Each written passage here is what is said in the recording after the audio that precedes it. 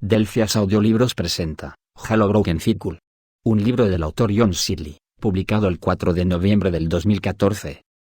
Capítulo 3. El refugio. Un mundo escudo Forerunner desconocido. 850 C. La era de la reconciliación. Existen solamente dos posibilidades. De hecho, dijo Salus Crolon, ajustando el selector de su cámara de escaneo. Eso es lo que yo creo. O bien Usa es el auténtico profeta de todos nosotros, el líder que nos conducirá a través de una gran desolación salvaje a la tierra prometida, o sencillamente está equivocado, y nos ha llevado desde nuestro hogar a un mundo alienígena, sin una finalidad real. Desde luego, yo jamás propugnaría la segunda interpretación de los hechos. No, jamás tendría la desfachatez de cuestionar a nuestro líder, nuestro Kaidon. Pero algunos dirían que Tersagunok se sentía muy incómodo escuchando cómo Crolon soltaba lo que muy bien podría ser considerado sedición. La retórica del Sangheili de más allá bordeaba el límite, sin cruzar nunca del todo para no caer en la traición descarada. Aunque ello sería suficiente para que muchos Kaidon lo decapitaran y luego desmembraran el cuerpo. Aún así, a Tersa lo habían asignado para trabajar con Crolon, y no sería correcto que desairara a su compañero de trabajo, sobre todo porque Crolon estaba por encima de Tersa. Juntos estaban inspeccionando el lado sur de los dispositivos Forerunner sin completar de la sala de almacenamiento situada debajo de la estructura interior secundaria del refugio. Otros Sangheilis,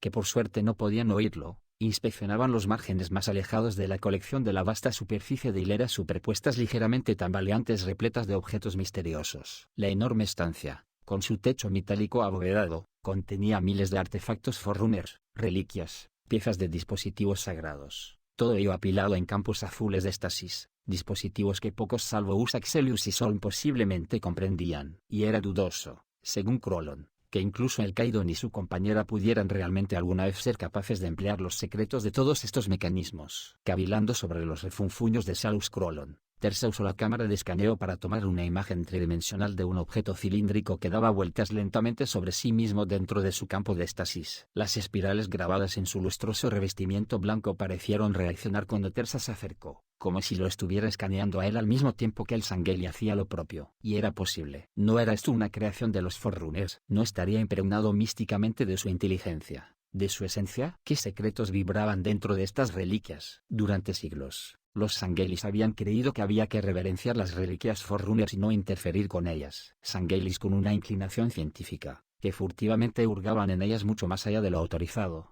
acababan siendo ejecutados cuando sus blasfemas investigaciones salían a la luz. Pero había quienes estudiaban en secreto las reliquias en laboratorios ocultos, hurgando en el enigmático interior de los artefactos. Aquellos pocos herejes habían conservado registros en secreto, habían compartido sus datos en una especie de mundo científico clandestino usando códigos, criptogramas. Entonces los Sansyums habían llegado y echado a los Sangheilis de sus colonias interestelares, apropiándose de reliquias Forerunners, utilizando de forma abierta y blasfema los artefactos para sus propios propósitos repugnantes y eliminando a muchos miembros de clanes mientras que a otros los hacían salir huyendo igual que una chirriante panda de gorgojos peludos. Era un deshonor para los Sangheilis verse obligados a retroceder más y más. Y la amenaza Sansyum estaba cada vez más cerca de Sanghelios. No había modo de combatir eficazmente al Drenog y al armamento que te abrasaba las vísceras de los centinelas de los Sansyums, de modo que el movimiento clandestino de científicos Sangheilis había salido a la luz, para confesar sus pecados y declarar que el saber secreto de los Forerunners era la única esperanza para los Sangheilis. Si no utilizaban al menos algunos de estos descubrimientos para crear armas, para construir flotas de ataque mejores y más veloces, perderían la guerra, y los Sansyums localizarían Sanghelios, lo invadirían, lo saquearían y, a continuación, indudablemente, cometerían un acto de genocidio, destruyendo a todos los Sangheilis que hubiera en el planeta. Los guerreros morirían sin honor, ejecutados con armas disparadas remotamente, sin tener nunca la oportunidad de enfrentarse a sus adversarios en combate. Las hembras, e incluso las criaturas recién salidas de huevos, serían reducidas a cenizas por el Drenó como si fueran simples microorganismos molestos. Los Sangheilis estaban desesperados, y a los científicos clandestinos se les permitió vivir y se aprovecharon sus secretos. Una gran guerra interestelar, con ataques sobre el Drenog y su colección de naves de menor envergadura, circuló colérica por la galaxia. Pero aunque consiguieron mantener el frente, la flota Sangheili no podía triunfar. La Keisi Forerunner era demasiado poderosa. Sin embargo, los Sangheilis ganaron terreno en ocasiones, y acorralaron a los Sansyums con una astuta utilización del desliespacio y tácticas de lucha relámpago, e impidieron que el Drenog desplegara eficazmente todo su arsenal. Y de este modo se acabó llegando a algo similar a un punto muerto. Aunque los Sansum seguían teniendo ventaja gracias a su nave, el trípode gigante que flotaba en el espacio emitiendo pulsaciones de energía. El Dreadnought no podía estar en todas partes a la vez. Los Sansums, que eran pocos en número, necesitaban un ejército. Así lo había explicado Usa Exelius. Y en consecuencia los Sansums cambiaron de estrategia con los Sangelis y negociaron el mandamiento de unión. ¿Y por qué?, preguntaba Usa en un principio cuando había instigado a la rebelión. Para que hiciéramos lo que se les antojara a los Sansums, para que fuéramos los que hacían cumplir las leyes de los cuellos de serpiente. Ahora nos hemos convertido en una casta inferior. Pero solo unos cuantos de los clanes escucharon a Usa. El resto, por temor a que Sangelios fuera destruido por completo, se había sometido al mandamiento de unión. Usa, buscando un nuevo planeta para sus seguidores tras la destrucción de su propio territorio a manos del Covenant, había encontrado el mundo oscuro que no aparecía en ningún mapa y capitaneado al frente de todos ellos la indagación en los secretos de las Forerunners, tecnologías ocultas que usarían para escapar a la depredación de los que se habían vendido al Covenant, lo que haría posible algún día una restauración del auténtico Norsan Gaily. Así era como lo entendía Tersa, como lo había creído fervientemente. Pero aquí estaba Krolon, parloteando sin cesar, sembrando la duda como quien no quiere la cosa. Salus Krolon ya no expresaba estas dudas donde pudieran oír a Susa o Sol Noernica el desfigurador. Pero en el extrarradio de su nueva y pequeña colonia, Krolon no dejaba en ningún momento de efectuar sus corrosivos discursos. Simplemente quiero decir que podemos sentir curiosidad por estos interrogantes, seguía diciendo Krolon, como sin darle importancia, mientras dirigía su cámara hacia un artefacto nuevo, una pirámide flotante tan alta como 2 Sangelis, intrincadamente decorada en cada una de sus caras. La cámara de escaneo emitió un zumbido, y la imagen holográfica del interior y el exterior de la pirámide se proyectaron en luz azul y verde en lo alto, durante un momento, confirmando el escaneado. O bien Usa está en lo cierto, prosiguió Krolon. Punto. O estamos todos perdidos. No hay punto medio. El Sangheili miró entonces a su alrededor para ver si alguien más lo escuchaba, pues estaba claro que sabía que pisaba terreno peligroso. Y supongamos que está equivocado. No pereceremos aquí, lejos de nuestro planeta natal, en un lugar que no podremos comprender jamás. A lo mejor este mundo es un templo Forerunner. A lo mejor lo estamos profanando con nuestra presencia. Tersa se sintió internamente avergonzado al oírlo. Él era joven y sabía cuál era su lugar. Se suponía que debía respetar a Krolon, pero le costó un gran esfuerzo abstenerse de entablar una discusión acalorada. Inspiró profundamente, apretó las mandíbulas laterales con energía un momento, para mostrar una sonriente paciencia, y murmuró: Krolon. Esto es tal y como Usa dijo. Hemos cruzado el gran torrente. No hay vuelta atrás. Estamos comprometidos con esto. Creo que comprometidos con toda la razón. No hay nada salvo vergüenza en el sometimiento al Covenant. Y de verdad que esa es nuestra única elección. ¿Qué crees que nos sucedería si regresásemos a Sangelios? Nos ejecutarían por tomar partido en contra del mandamiento de unión. Bueno, yo me limito a especular sobre todo esto por el puro placer de debatirlo, respondió el otro con suavidad. Aunque podría existir otro modo. Podría llegarse a un acuerdo, tal vez. ¿Con quién? Eso suena a traición. Baja la voz, niñato estúpido. Conseguirás que Ernika venga por nosotros. No lo decía en ese sentido. Soy alguien que piensa con lógica y método, que contempla todos los aspectos de un dilema. No veo ningún dilema aquí. Veo solo el sendero que hemos tomado. De todos los Sanghelis, solo nosotros somos honorables ahora. Claro, por supuesto, pero... Bueno, era simplemente una idea o dos, nada más. Espero poder contar con que seas discreto, chico. Carraspeó y habló en tono más alto. Ah, ahí viene el desfigurador. Saludos, Ernika. Vosotros dos, refunfuñó Ernika el desfigurador mientras pasaba por delante grandes zancadas. Dedicáis más tiempo a parlotear que a escanear. Usa y Sol tienen que descifrar estos dispositivos. Los necesitaremos. Poneos a trabajar.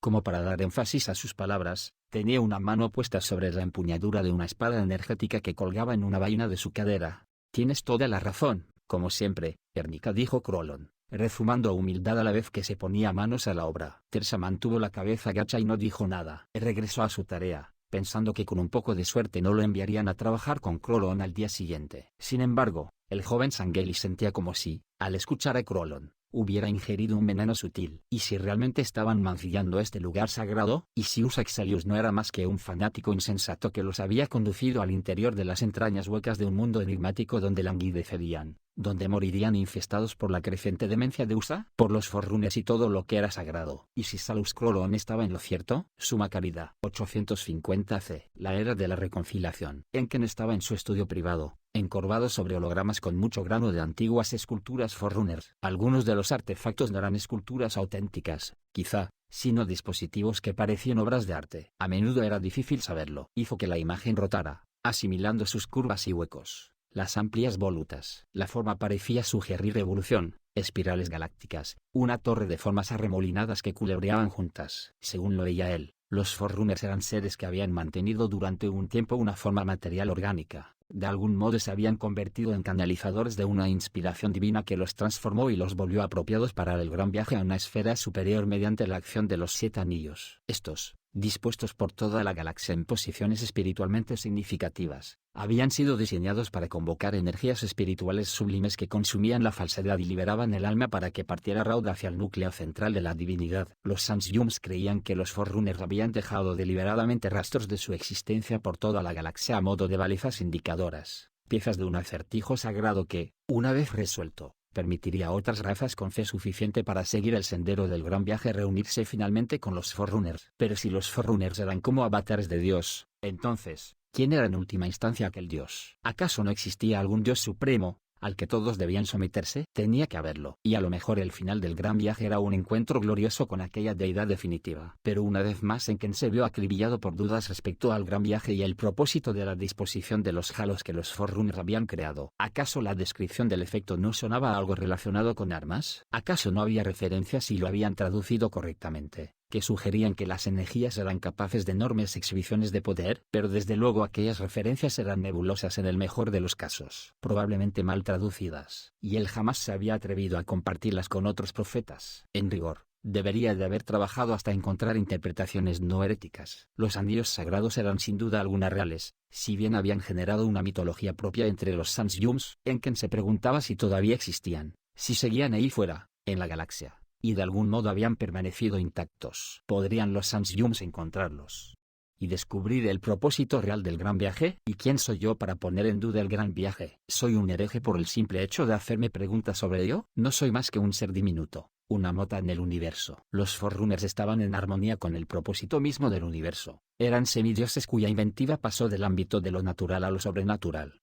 O eso parece. ¿Quién soy yo para cuestionarlo? ¿Y quién soy yo en realidad? ¿Soy el profeta de la convicción interior? ¿O soy simplemente el Sansyung que en una ocasión llevó a cabo el pueril baile de la ola con los demás? Profeta de la convicción interna. ¿Está usted ahí? Enken se enderezó en su asiento, sobresaltado, haciendo que su silla antigravedad oscilara levemente sobre su campo gravitatorio. Al alzar la mirada vio que la pantalla situada encima de su zona de trabajo parpadeaba con el indicador de una llamada visual entrante mientras su mensaje verbal resonaba en el aire. Movió con rapidez los dedos sobre los resplandecientes interruptores holográficos para responder con la precisión de un hábito bien arraigado, y la imagen holográfica de Arno apareció ante él. Llevaba puesta una túnica con filigrana de plata, y un collarín alto partido en dos de color cobre que no era como el de un jerarca, pero parecía insinuar su forma, como la réplica hecha por un niño del tocado de uno de aquellos altos dignatarios. Los grandes ojos oscuros de Arno centelleaban amenazadores, sus fosas nasales estaban dilatadas como si fuera algún primitivo antepasado Sansyung de caza que olfateaba su presa.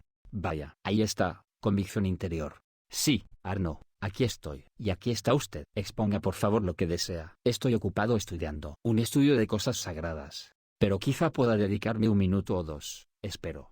Había un leve dejo de burla en sus palabras. Enken consideró la posibilidad de negarse. Pero, ¿por qué buscarse problemas? Había que tener en cuenta el reciente nombramiento de Arno para dirigir un absurdo ministerio recién creado. Seguridad preventiva. Por supuesto, Arno. Muchas gracias, convicción interior. Esto no le robará mucho tiempo. Hay unas cuantas cuestiones. Y puede ser que una sea la solución al problema que presenta la otra. ¿Y qué problema es el que desearía plantearme, Arno? Ah, ¿no debería planteárselo? Habla como si imaginase que mi estatus es el mismo que la última vez que nos vimos. No, seguridad preventiva. Oí que era ahora ministro. Debería de haberle transmitido ya mi enhorabuena, pero me acabo de enterar. Felicitaciones. Y bien, ¿en qué puedo ayudarlo? Enken deseaba hacer desaparecer el rostro de Arno con una presión del dedo sobre el interruptor holográfico, como si aplastara un insignificante insecto quitinoso. Los recuerdos repugnantes. Pero respondió con la seña de, encantado de poder ayudar. Gracias. Convicción interior. Iré directo al grano entonces. Ya sabe lo difícil, laboriosa, tediosa y embarazosa que puede ser una clasificación genética. No deseamos imponerle una, pero se nos informa automáticamente cuando se consulta el interfaz médico de cualquiera con respecto a un embarazo. Enken pestañeó. ¿De veras? ¿Y desde cuándo ha sido así? Bueno, es una medida reciente. No hace mucho se decidió que el nuevo ministerio era una buena idea, y llegados a ese punto, la información preventiva fue aprobada. preventiva, como mirando hacia el futuro. Entiendo. Alguien ha estado comprobando quiénes están embarazados. ¿Y esto por qué es de mi incumbencia? Porque ha sido su compañera, en que luchó por mantener su ecuanimidad. No pierdas los nervios. ¿Y qué pasa con ello? No estamos en el registro de célibes. Sí, respecto a eso, a algunos de nosotros que hemos estudiado esta cuestión nos parece que usted podría muy bien haber estado en el registro. Salvo por algunos empujoncitos aquí y allá, quizá. ¿Está aduciendo corrupción? No lleva tanto tiempo como ministro. Es sorprendente que el poder se le haya subido a la cabeza tan deprisa. ¿No se le ha ocurrido que está efectuando una acusación muy grave? No lo acuso de nada. Convicción interior. Pero únicamente considere cuál es la naturaleza del nuevo ministerio. Debemos intentar atajar los problemas antes de que echen raíces y crezcan. Esto significa que debemos tratar de encontrar esos problemas. Y esta búsqueda puede incluir analizar rumores, incluidos rumores sobre usted. ¿Y aún así afirma que no me está acusando de nada? Nos limitamos a indagar. A lo mejor existe una sombra de sospecha. A lo mejor no, pero vuelvo a aseverarlo. No estoy en el registro de célibes, de modo que no se ha cometido ninguna fechoría aquí. Se nos permite tener progenie. No es de su incumbencia si mi compañera estudia la posibilidad de un embarazo. Arne efectuó la seña de, uno se limita a pensar en voz alta. Ya, pero uno puede, si existen razones suficientes para la sospecha, ser añadido al registro de célibes en cualquier momento. Convicción interior. Y es por eso que ha contactado conmigo, porque puedo esperar que se abogue por esta mancha en mi reputación, en que hacía un gran esfuerzo para mantenerse sereno e inmóvil. No permitiría que este canalla lo viera con las papadas bamboleándose furiosas. Pero convicción interior, nadie ha decidido abogar por algo así. Desde luego, habrá que reunir información, efectuar interrogatorios. ¿Quién sabe hasta dónde nos podría llevar? Incluso aunque no se encontrara nada, la investigación por sí sola es una mácula en la reputación. Ya sabe cómo son los nuestros, tan proclives a sacar conclusiones precipitadas. Los rumores se redoblarían y reproducirían y multiplicarían. Arno parecía de lo más complacido con su ocurrencia. Todo esto es presión colocada sobre mi cabeza. Hay algo que quiere de mí. Exponga el asunto que realmente lo trae aquí. Tengo trabajo que llevar a cabo. Es usted perspicaz. Lo digo sin confirmar ni negar su suposición. Sin embargo, convicción interior. Por casualidad, si hay algo que queremos que haga por nosotros. ¿Queremos? Sí, de hecho, el plan procede de su eminencia y vocación excelente, y de mí mismo de un modo más humilde. El jerarca, el sumo profeta de la vocación excelente. ¿Aprueba él este chantaje, esta extorsión? ¿Qué, lo estoy oyendo bien? ¿Acusaría a excelente de extorsión? Espero que no. Convicción interior, en quien rechinó los dientes. Quería decir, una extorsión directa necesitaría valor, de modo que tal vez sería ciertamente improbable, ya que excelente es un pusilánime, es alguien que compite por el poder cuando otros no están mirando. En lugar de ello, se limitó a preguntar, ¿qué es ese algo que quieren de mí? Simplemente queremos que conduzca un equipo clandestino a Hanjurquom, donde obtendrá cierto objeto. Y a hembras genéticamente sanas para finalidades reproductoras. Enken se quedó helado. No puede hablar en serio. Ya le dije lo que pensaba de ese plan abierto la primera vez que lo propuso. Sí, lo recuerdo con claridad. Me humilló delante de los jerarcas. Vaya, ya entiendo. ¿Y ahora esto es el pago? ¿Vengarse de esa vergüenza? Quizás sí haya un elemento de, como dice usted, pago. Las fosas nasales de Arno volvieron a ensancharse y sus ojos se entornaron. Pero le diré que se han desechado planes de secuestro, y se ha decidido que cogeremos solo aquellas hembras que quiera medir por su propia voluntad a suma caridad. Hemos enviado ojos a nuestro planeta, y se ha localizado un poblado donde creemos que obtendremos candidatas bien dispuestas. Un lugar llamado Creyum. Se mostró un mensaje holográfico a ciertas hembras. Y hay algo más. A poca distancia existe un lugar llamado la Gruta de la Gran Transición, en la que podríamos hallar la mismísima visión purificadora del sendero sagrado. Y con ella, una luminaria. Enken lanzó un resoplido. No existen pruebas de que la visión purificadora exista realmente. Hay muchas historias sobre tal artefacto sagrado,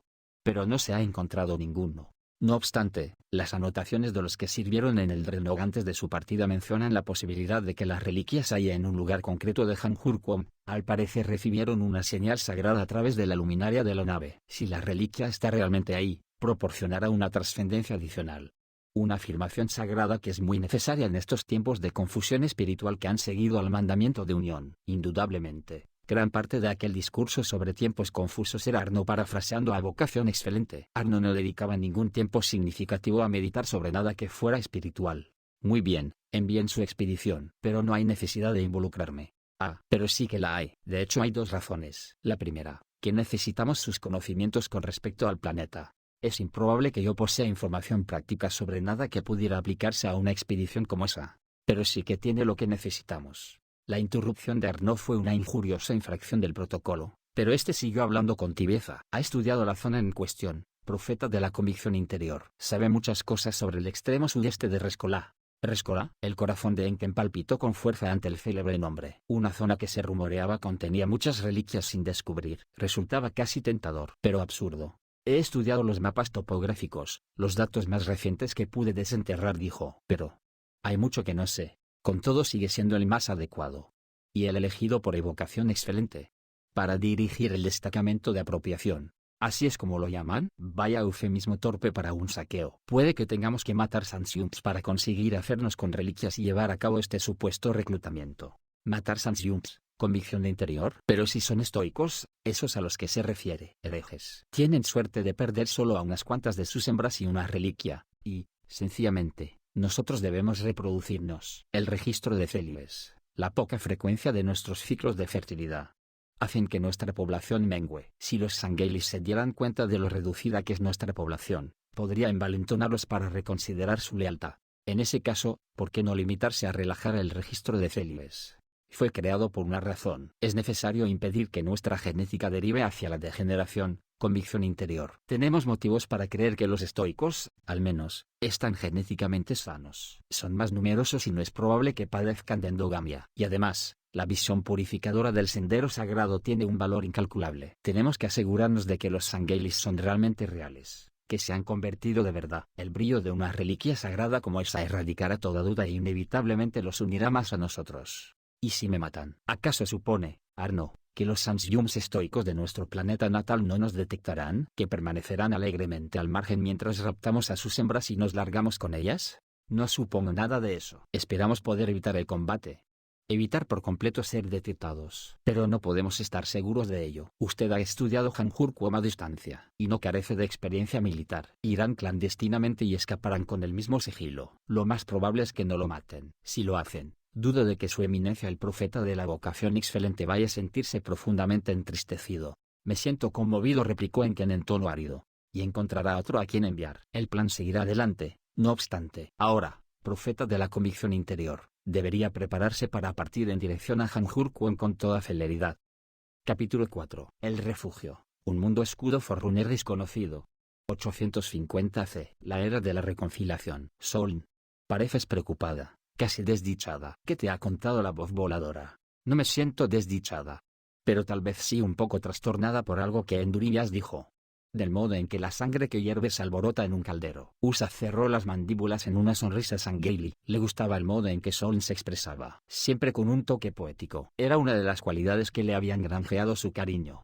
Cuénteme qué hace que tu caldero borbotee. Entonces, paseaban por un lugar que Soln llamaba el Jardín de Usa. Era un accidentado entorno arbóreo en la estructura secundaria del mundo escudo, muy por debajo del cielo metálico. La elevada superficie protectora, cóncava desde este lugar de vistas privilegias bajo ella. Endurillas les había comunicado que los Forerunners construyeron la cubierta para proteger este mundo de más de una clase de peligro. Y que poseía más de una clase de protección. Había plantas de distintas formas, aquí algunas retorcidas, otras parecidas a congelados estallidos de bombas, y corría una brisa artificial que susurraba desde afloramientos de piedra gris y dorada. Usa experimentaba un gran consuelo al caminar con Soln por un lugar como aquel. De algún modo, era como viajar con ella a través del paisaje de su vida juntos. Al fin y al cabo, ella era su compañera, la ponedora de huevos, aunque su hijo Osis, que había muerto en combate, fue el único fruto hasta el momento de aquella puesta, e incluso cuando Usa tenía que entrar en combate, ella estaba siempre presente en sus pensamientos. Por fin, Soln dijo, Endurillas, Usa me ha contado que este mundo realmente tiene un potencial oculto. Este es el último de muchos mundos escudo creados, una producción que al parecer finalizó prematuramente. Tenía una configuración de seguridad, una posibilidad de sobrevivir incluso aunque se hiciera pedazos, que era algo que los otros no tenían. Pero este era especial, solo que la necesidad de disparar los grandes anillos apareció antes de que pudieran completarlo. Así pues, ¿es como supusimos? Como en metaanálisis. Sí, Endurillas afirma que, activado como es debido, este mundo puede desensamblarse a sí mismo. Y sus diversas partes pueden sobrevivir. ¿Puedo ofreceros una visualización?, preguntó la inteligencia artificial, en un tono apacible, dejándose caer desde lo alto. La máquina voladora descendió un poco más, entre zumbidos, y fue a situarse frente a ellos, como si deseara mostrarse amigable. las tres lentes titilando. Usa gruñó interiormente e inquirió: ¿nos estabas vigilando desde ahí arriba? ¿Nos seguías? Por supuesto, Usa Xelius. Estoy aquí para supervisar este mundo, al fin y al cabo, respondió Enduribias con aquella juguetona despreocupación en su tono que siempre irritaba a Usa. Usa sabía muchas cosas sobre las creencias del Covenant, no había desechado sus enseñanzas a la ligera. Había oído, mediante escuchas de las transmisiones de suma calidad, que los Sansyums tenían una inteligencia artificial dañada bastante parecida a esta, un dispositivo pensante que llamaban el oráculo. Se rumoreaba que permanecía casi siempre callada, transmitiendo solo de vez en cuando claves sagradas. Pero Enduribias, aunque capaz de fantásticas proezas de cálculo intelectual, parecía carecer de trascendencia. En opinión de Usa, carecía de una auténtica dignidad y, desde luego, de poderes de adivinación. Todo lo cual era una prueba más de que el Covenant se equivocaba. No pasa nada, esposo. Enduribias ha elegido trabajar con nosotros ahora, dijo Soln tocando el brazo de Usa. Eso me ha asegurado él. Y yo le creo. ¿Él? Su voz me parece masculina. Sí, Endurin, por favor, proporciona una visualización. A menos que se le permite mostrar la imagen aquí. Usa, su esposo echó una ojeada alrededor. Parecían estar totalmente a solas. Sí. Al instante, un haz de luz azul hendió el aire para bosquejar una imagen holográfica ante ellos. Una esfera tridimensional que brillaba tenuemente. Era aquel mismo mundo escudo, el refugio, como lo llamaban sus seguidores, tal y como se vería desde el espacio. Aquí podéis ver el escudo 0673, que habitáis ahora, anunció Enduribias. Se me trajo aquí poco después de su finalización. Pero antes de que fuera puesto a prueba. Cuando se usaron las instalaciones de los anillos, nadie regresó a buscarme. Decidí que estaba solo. Motivo por el cual fue posible acceder a mi sistema de priorización y control, pues yo estaba, como diríais vosotros, sin nada que hacer, sin un propósito claro tras la activación. No hables tanto de ti y habla más sobre este mundo escudo, lo apremió Soln. Espera, intervino Usa. Las instalaciones de los anillos. ¿Sabes dónde están esos anillos? Esa información fue borrada de mi memoria cuando me trajeron aquí. Había cuestiones de seguridad involucradas. Solo dispongo de una información parcial sobre los anillos. Se eliminaron muchas cosas. Es muy desagradable tener una laguna en la mente. No lo recomiendo. Siempre vas a parar a esa laguna y sondeas y no encuentras nada donde debería haber algo. Siempre me ha parecido que... Intenta no apartarte del tema, indicó Usa. Te pido disculpas. Muchos milenios aquí, sin nadie con quien conversar, me han vuelto demasiado charlatán y puede que un poco senil, si el término puede aplicarse a una máquina. ¿Qué sabes sobre los anillos y los mundos escudo? Preguntó Usa, rechinando las mandíbulas con exasperación. Solo lo que os he contado antes, que los anillos emanaban una energía particular que destruiría la vida consciente, y sin embargo la emanación estaba en cierto modo pensada para proteger la biodiversidad de toda la galaxia. No sé de qué. Me temo que esa información estaba almacenada en lo que ahora es una de mis lagunas. Pero, ¿qué sabes del denominado gran viaje? Ese término no me es específicamente familiar. Sol miró a su esposo. Pensaba que no creías en el gran viaje. No lo hago, le aseguró Usa. Pero a lo mejor los Forerunners sí creían. Fueron a alguna parte. Al fin y al cabo, solo pensaba que sí podía probar que el gran viaje es un mito, que las instalaciones de los anillos tenían un propósito distinto, el de actuar como armas, según sospecho. Entonces a lo mejor podríamos arrancar a algunos de los imbéciles que hay en Sangelios de las garras del Covenant. Ah, exclamó Enduribias. Me temo que la información concerniente a tal obra estaba guardada en partes de mi memoria que... Sí, lo interrumpió Usa, que ahora son lagunas. Sigue pues. Muéstranos la visualización del metapropósito del mundo escudo. Eso es coser y cantar. El mundo escudo del holograma tenía junturas en la estructura metálica. Las junturas, mientras Usa y Sol no observaban, empezaron a dejar escapar luz. Un resplandor blanco pareció correr a toda velocidad por cada una de ellas, bosquejando todos los segmentos que componían la estructura. La luz aumentó en intensidad. Y luego las líneas de las junturas se separaron aún más. El mundo escudo pareció estallar a cámara lenta, como si la enorme esfera metálica hubiese estado construida con piezas tridimensionales de un rompecabezas y una hueste de manos invisibles estuvieran desgajando aquellas piezas unas de otras, moviéndolas, todas a la misma velocidad, desde el centro del mundo semi-artificial hacia el exterior. Parecía a la vez tanto una explosión lenta y fluida como un desmontaje perfectamente calculado. Esto está sucediendo mucho más despacio de lo que sucedería en tiempo real, explicó Enduribias. Observaréis que se liberan parte de la atmósfera y de los fluidos, al menos en apariencia. Por consiguiente, sí que parece una explosión auténtica. Dentro de los componentes herméticos del mundo escudo, la atmósfera permanece. Y a partir de ahí, los componentes se trasladan a la siguiente órbita exterior que, como recordaréis, está compuesta en su mayor parte de asteroides. Los componentes permanecerán en comunicación. De todos modos, no puedo manifestar con certeza que este proceso funcionará. Nunca se probó, y a estas alturas la maquinaria podría tener fallos. Así pues, si lo probásemos, ¿con qué propósito? ¿Por qué tendríais que querer probarlo?, preguntó Endurindias. No sé si querría hacerlo, pero tengo mis razones para considerarlo una posibilidad. En algunas situaciones concretas. Pero, ¿podría acabar mal? ¿Resultar letal? Por supuesto. El resultado podría muy bien ser negativo. Yo calcularía que hay un 49% de probabilidades de que el resultado fuera letal para todos los organismos biológicos de este mundo. Tras un momento, añadió alegremente, ¿lo probamos? Siento curiosidad por saber si funciona. No, gruñó USA, no lo intentaremos, a menos que nos veamos forzados a hacerlo. Suma Caridad. 850 C. La era de la reconciliación. Gran jerarca, profeta de la vocación excelente, es un honor insoportable para mí estar aquí. Una interesante elección de palabras, convicción interior, dijo excelente, haciendo aletear los dedos en un antiguo gesto que quería decir. ¿Qué significa esto? Enken había organizado la reunión, pensando que quizá todos los jerarcas estarían presentes para intentar disuadir la vocación excelente de la misión. Pero a juzgar por el escenario y la actitud del jerarca, excelente parecía haber adivinado sus intenciones. Estaban en la sala de la orientación sagrada de los Sansyums, donde el jerarca había colocado su elegantemente articulado trono antigravedad sobre una tarima, de modo que contemplaba a Enken desde una posición elevada. Estaba un tanto repantigado, expresando inconscientemente, le daba la impresión a Enken, el ancestral exceso de confianza de los que gobiernan y de los que aspiran a un gobierno más amplio. El dorado manto bifurcado centelleaba bajo la iluminación ambiental del enorme vestíbulo. Encima de su cabeza podía verse el símbolo de los 7 anillos en la disposición de santidad proyectado en un holograma. Un único anillo resplandecía desde su corona en el centro de la frente. Por supuesto, todo este simbolismo tenía como objetivo intimidar al profeta de la convicción interior, como también lo tenían los guardas élites que permanecían de pie, totalmente armados y ataviados con corazas relucientes, a cada lado de la tarima. El jerarca estaba sentado en el centro de la plataforma. Cuando los otros jerarcas estaban ahí, excelente acostumbraba a sentarse a la derecha.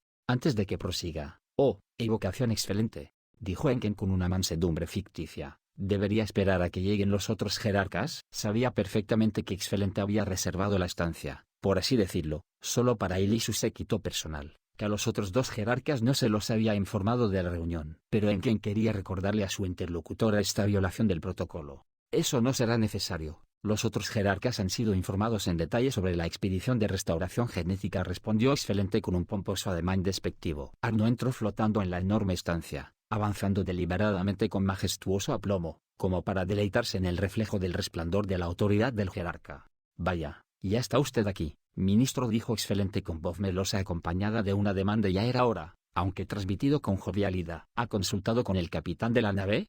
Lo he hecho, gran y sagrado jerarca, respondió Arno, efectuando una genuflexión. Todavía están cargando y habituallando la nave, pero prevé estar listo dentro del ciclo de este día. Pero, en este momento excelente volvió la engañosamente afable mirada hacia Enken. ¿Está listo nuestro profeta de la convicción de interior? No puedo estar realmente preparado, jerarca, para una tarea en la que no tengo puesta ninguna confianza. Solicito una consulta con todo el triunvirato de jerarcas, de modo que pueda serles de ayuda para elegir a otro candidato para la expedición si, desde luego, el triunvirato aprueba. Evocación excelente se irguió en su asiento, el largo cuello retrocediendo igual que una serpiente a punto de atacar. Enken Skreaven.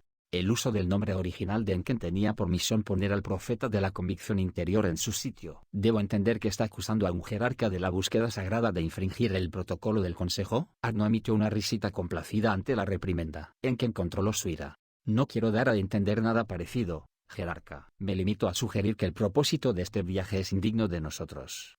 Y no es necesario. Ya va siendo hora de reconsiderar la necesidad de un registro de célibes. En lugar de una expedición disparatada y peligrosa, examinemos. Excelente dio un puñetazo sobre el brazo de su trono antigravedad, provocando accidentalmente una lluvia de imágenes holográficas aleatorias y que su silla girara sobre sí misma una vez en el aire. Enken se habría reído, pero dada la situación lo consideró desaconsejable. Al fin y al cabo son Sansyums, dignos de respeto por ser nuestra gente, aun cuando, aparentando que el giro redondo del trono no había tenido lugar, aunque incluso Arno tuvo que reprimir otra risita ante el espectáculo. Evocación excelente blandió un dedo acusador ante Enken y proclamó: ¿Ha olvidado usted que estos denominados estoicos se han apropiado de nuestro planeta natal, Hanjurquom, que se lo han robado a los mártires sagrados? Es un acto de liberación, no de rapto, obtener hembras de ellos, así como la visión purificadora del sendero sagrado, la luminaria asociada con ella. Estas cosas por sí solas justifican la tentativa.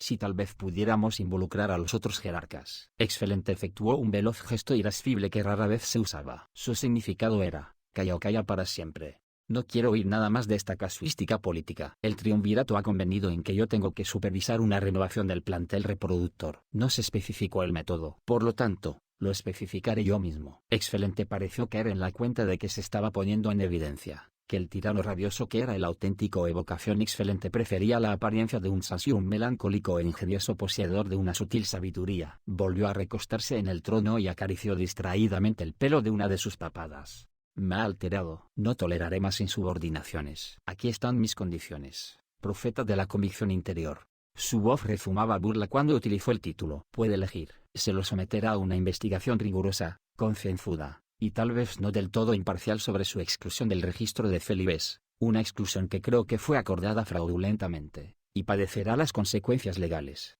O encabezará esta expedición a Hanjurquom, con el debido respeto, gran jerarca. No soy precisamente un comandante militar. Lamento disentir. Combatió en el planeta azul y rojo, y en otros lugares durante la guerra. No tenemos a nadie más disponible aquí con tal experiencia. Usted supervisó purgas y la apropiación de recursos. Eso fue hace mucho. Silencio. Y se acabó. Elija. Enken inspiró larga y profundamente. Luego se resignó ante lo inevitable. Al mismo tiempo que efectuaba una reverencia ante Evocación Excelente. Encabezaré la expedición imbuido por el entusiasmo de servirlo, gran jerarca. Estupendo. Váyase y prepárese para partir tan rápido como pueda. No diga ni una palabra sobre esto a nadie. Luego preséntese en la plataforma de lanzamiento 33. Ya se ha escogido a su personal, incluidos los élites, Miss Angelis, que envío con usted. Respetuosamente. Evocación Excelente. Será necesario que prepare un plan. Inspeccionar el estado de nuestro planeta natal. Elegir el lugar preciso. Una vez más le está dando largas a esto. El estudio está basado en datos sólidos obtenidos por nuestros servicios de información. El plan se concibió mediante modelos específicos. Se ha llevado a cabo todo. De todos modos, es usted libre de pulirlo sobre la marcha. Ahora salga de mi vista y prepárese para partir. Enken efectuó un gesto de pleitesía y se dio la vuelta, mientras hacía flotar su silla por delante de Arnaud. Oyó como Excelente comentaba con sorna. Arnaud.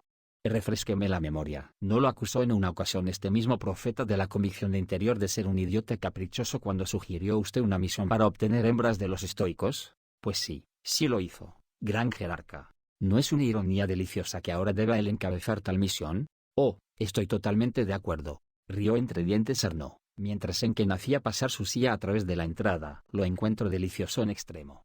Enken, dijo el jerarca desde detrás de él, recuerde que nadie en absoluto debe estar enterado de esta misión, salvo aquellos que deben acompañarlo. Convicción interior se detuvo y se volvió a medias. Muy bien, gran jerarca. Pero, cuando regresemos, sin duda entonces deberemos. Sí, una vez que haya sido completado y estén de vuelta, alcanzado el éxito, entonces lo haremos público. El éxito protegerá a la misión de las críticas que pudieran esperarse. Ahora, váyase y ocúpese de que sí sea un éxito. Enken hizo una demanda obediencia jubilosa y abandonó lentamente la habitación para conservar toda la dignidad que le quedaba, que era bien poca. Tras abandonar la sala, paró en una burbuja de observación, dirigiendo la silla a una ventana que daba al púrpura emborronado de una nebulosa. Salir ahí fuera y regresar a Hanjurquom. Había soñado con ir ahí toda su vida. Pero bajo estas circunstancias, no, los estoicos no carecían de recursos militares propios. ¿Qué posibilidades tenía de regresar con vida de una misión así? Le pareció que las posibilidades eran muy pobres, y lo más probable era que muriera allí, lejos de su amada compañera, sin conocer jamás a su hijo. Era un completo disparate. Gracias por escuchar, like y suscripción si les gustó y pueden comentar cualquier cosa. Hasta la próxima, amigos.